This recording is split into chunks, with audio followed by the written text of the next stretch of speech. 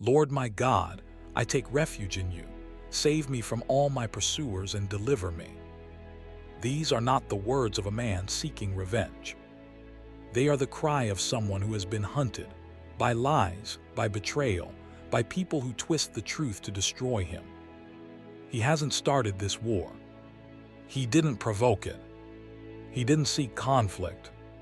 But now he is being chased by tongues that sharpen like swords, by schemes laid in secret, by accusations that echo louder than his own voice. And so he does the only thing left to do. He runs to God, not to politics, not to lawyers, not to social media to prove his innocence.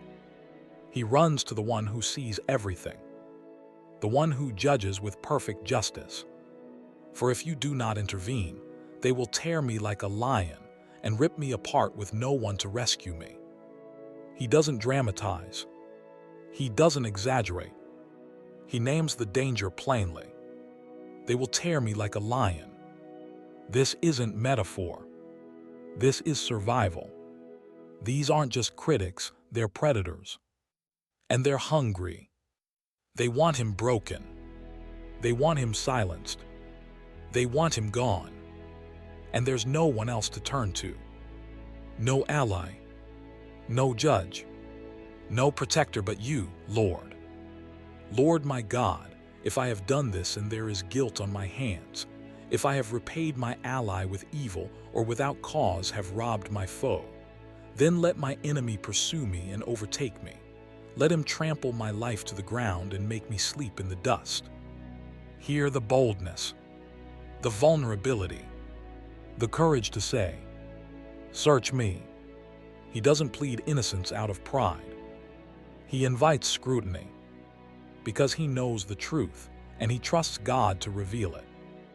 If I've done this, if I've repaid evil for good, if I've stolen, lied, betrayed, then let it fall on me. Let the consequences come. That's not weakness. That's integrity. That's the prayer of a soul who'd rather be destroyed by truth than preserved by falsehood. Arise, Lord, in your anger. Rise up against the rage of my enemies. Awaken, my God, decree justice. He doesn't beg God to be gentle. He doesn't ask him to look the other way. He cries, "Arise, rise up, awaken." God isn't asleep, but sometimes it feels like he is. When injustice lingers, when the wicked prosper, when the innocent suffer and no one speaks. So he calls on the Holy One, not to be quiet but to act, to rise in holy anger, not petty wrath but righteous indignation, to decree justice, not based on public opinion, not on power or influence, but on what is true, on what is right. Let the evil of the wicked come to an end, but establish the righteous, for the righteous God tests hearts and minds. This is the heart of divine justice. It's not about punishing everyone equally. It's about ending evil and establishing righteousness. God doesn't measure us by our reputation. He measures us by our hearts, by our motives, by what we do when no one is watching, by how we treat the powerless, by whether we speak truth or manipulate it. And he tests, not to condemn, but to clarify, to expose what's hidden, to bring into the light what was meant to stay in shadow. His judgment is personal, precise, perfect. A wicked person conceals malice in their heart and plans violence all day long. They prepare a pit and dig it out and fall into the hole they have made. This is poetic, prophetic, devastatingly true. The wicked don't attack openly, they plot. They set traps disguised as kindness. They spread rumors wrapped in half-truths. They build pits with smooth edges so you don't see them until you're falling. And hear the haunting irony. They dig the pit, and they fall into it themselves. Their own schemes become their prison. Their lies become their chains. Their hatred becomes their undoing. Their mischief rebounds on their own heads. Their violence comes down on their own skulls. There is no escape, no loophole, no cover-up that lasts forever. What goes around? In God's economy, it comes back. Not because He is cruel, but because He is just. And justice is not blind, it's perfectly sighted. It sees the hidden hand. It hears the whispered lie. It remembers every wound inflicted in silence. My shield is God Most High, who saves the upright in heart. He doesn't rely on armor. He doesn't carry weapons.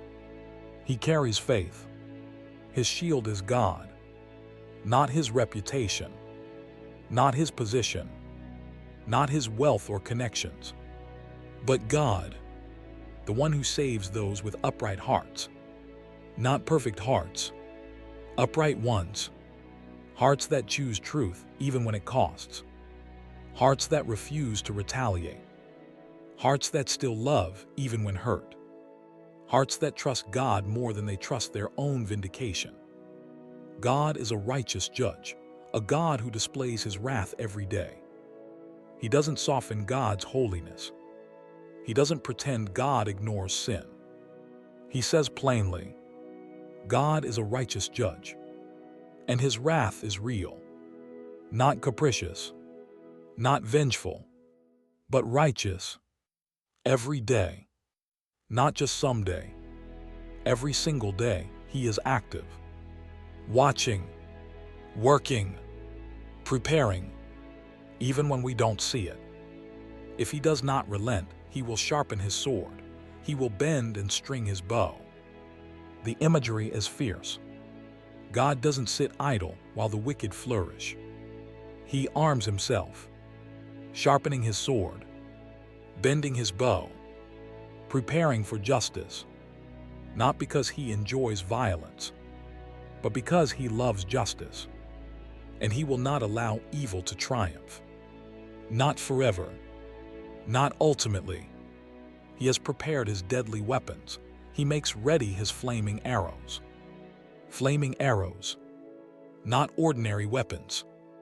Divine instruments, swift, accurate, unstoppable, sent not to harm the innocent, but to consume deception, to burn away lies, to expose what was hidden in darkness. He shoots not to punish blindly, but to purify. He will repay according to their deeds. According to what they have done, He will recompense them. This is not karma. This is covenant justice. God doesn't punish randomly. He responds exactly to the measure of the deed. As they sowed, so shall they reap. As they plotted, so shall it return. As they crushed, so shall their own bones break. Not because God is cruel, but because He is faithful to truth, to righteousness, to the oppressed. I will give thanks to the Lord because of His righteousness, and will sing the praises of the name of the Lord Most High. And then the shift. Not yet delivered, not yet vindicated, but already worshiping. He doesn't wait for the outcome to praise.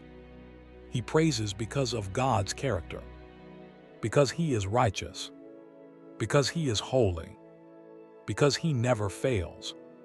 Even before the enemy falls, He sings.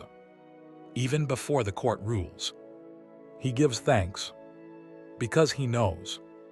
Justice doesn't depend on human timing. It depends on divine sovereignty. And the one who judges the earth is the same one who holds His heart.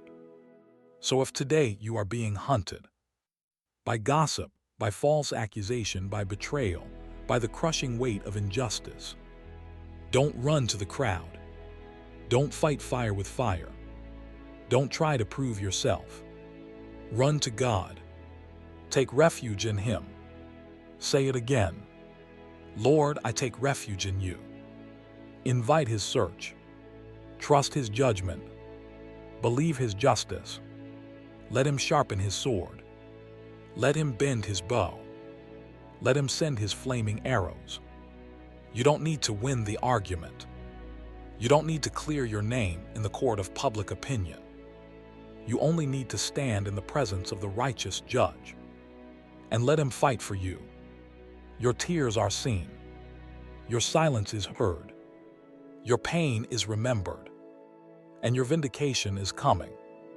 Not because you're perfect, but because he is just. And the God who defends the innocent will not leave you in the dust. He will rise. He will act. He will make all things right.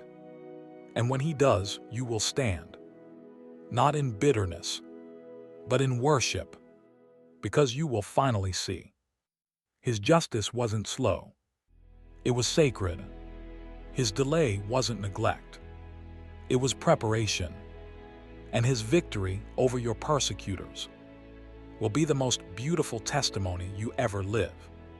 So rest now. Wait. Trust. The Lord is your shield, your judge, your defender. And he is not silent. He is preparing. He is moving. He is coming. And you are safe in his hands.